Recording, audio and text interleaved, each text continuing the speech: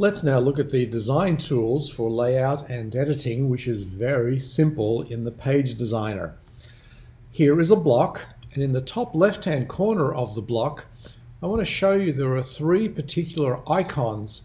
The first icon refers to settings, which when you click it will result in a pop-out menu coming out from the right-hand side, showing you aspects of style that you can modify. If you then go a little bit more across to the right to the settings, you will then see other components you can modify as well. And at the very bottom, you can reset the entire block.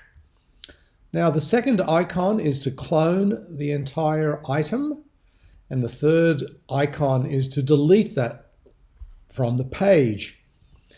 Now, spacing and padding are something that confuse beginners endlessly when they first come across the Page Designer, so let me try and give you a little bit of background. Spacing and padding are properties of a component for layout.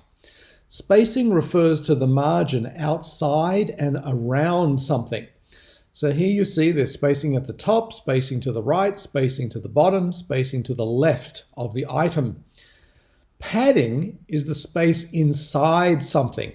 There's padding from the top, padding to the right, padding from the bottom, padding to the left. At the very bottom of a block, there is a plus symbol that if you click that will add an entire new block to the page. And in the top right-hand corner are the icons for moving the block up, moving the block down.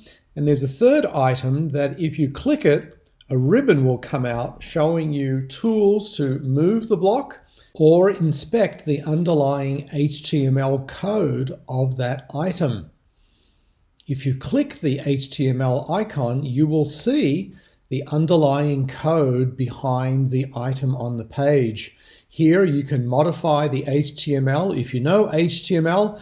If you don't, then please don't worry about it. You won't need it most likely unless it's something very advanced. Now, as containers, blocks and rows can be moved up or down the page.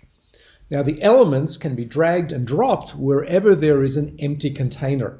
That required empty container is either already present on the page or can be created by design, as we will show you in following videos. Now, here's the good news. You understand the basic logic and core tools of the Page Designer. In the next tutorial lesson, we'll look at the Page Designer live and in action.